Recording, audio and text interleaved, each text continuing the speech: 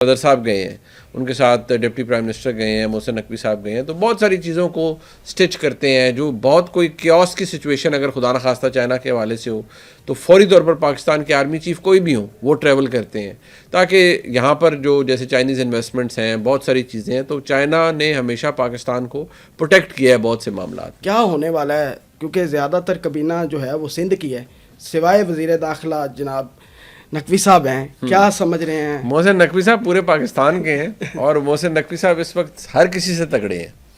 مطلب اگر دیکھا جائے نا تو وہ ہر کسی سے تگڑے ہیں. صدر سے بھی دیکھیے، وہ صدر صاحب کے تو خیر وہ کہتے ہیں میرے بیٹے ہیں وہ، اور آصف زرداری صاحب کے ساتھ ان کا بڑا محبت اور پیار والا تعلق ہے محسن نقوی صاحب کا.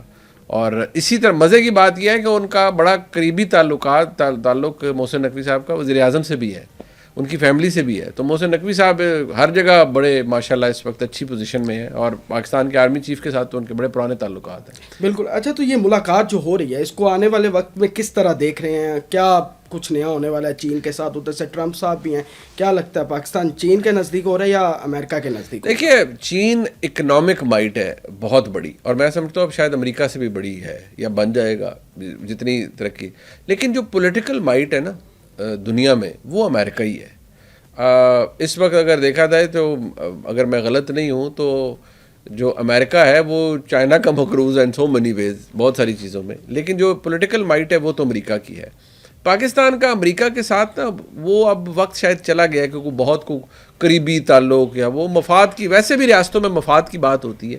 چائنا کے ساتھ البتہ پاکستان کا تعلق بڑا پرانا ہے، اور ہماری طرف سے جو وفود بھی جاتے ہیں. اب جس طرح صدر صاحب گئے ہیں، ان کے ساتھ ڈپٹی پرائم منسٹر گئے ہیں، محسن نقوی صاحب گئے ہیں، تو بہت ساری چیزوں کو سٹچ کرتے ہیں. جو بہت کوئی کیوس کی سچویشن اگر خدا نخواستہ چائنا کے حوالے سے ہو تو فوری طور پر پاکستان کے آرمی چیف کوئی بھی ہوں وہ ٹریول کرتے ہیں تاکہ یہاں پر جو جیسے چائنیز انویسٹمنٹس ہیں، بہت ساری چیزیں ہیں، تو چائنا نے ہمیشہ پاکستان کو پروٹیکٹ کیا ہے بہت سے معاملات میں.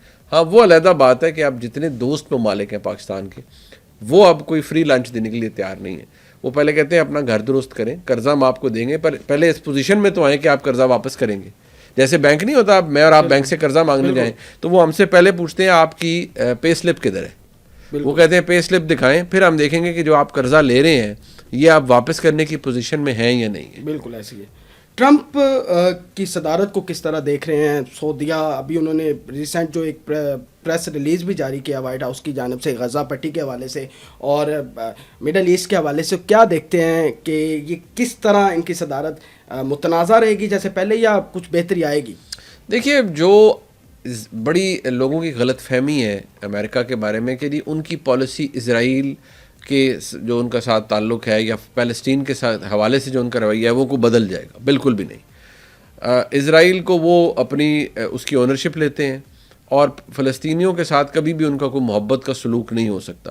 ڈیموکریٹس ہوں، ریپبلکنز ہوں، کوئی فرق نہیں آئے گا. جہاں تک بات ہے عرب ممالک کی، اس وقت جو سعودی عرب کی قیادت ہے وہ بڑے قریب ہے پریزیڈنٹ ٹرمپ کے. یہاں تک کہ اگلے میرے خیال میں کچھ عرصے کے اندر کوئی 6-7 ٹریلین ڈالرز کی انویسٹمنٹ صرف سعودی عرب کر رہا ہے امریکہ کے اندر، جو کہ چھوٹی بات نہیں ہے.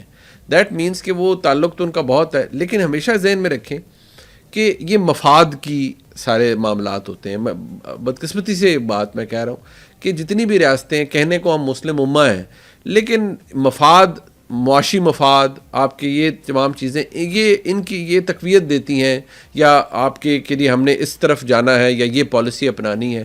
جو اصول یا بہت سارے معاملات ہیں ان کے اوپر بہت سے لوگ پھر انہیں صرف نظر کر دیتے ہیں کہ جی ہمارے ملک کی، ہماری ریاست کی، کوئی بھی ہو، ہمارا مفاد اس میں ہے. ہمارا مفاد اس میں ہے کہ ہم امریکہ سے اچھے تعلقات رکھیں، ہمارا مفاد اس میں ہے کہ ہم امریکہ کی ہر پالیسی کو برا نہ کہیں. تو basically at the end of the day یہی ہو رہا ہوتا ہے.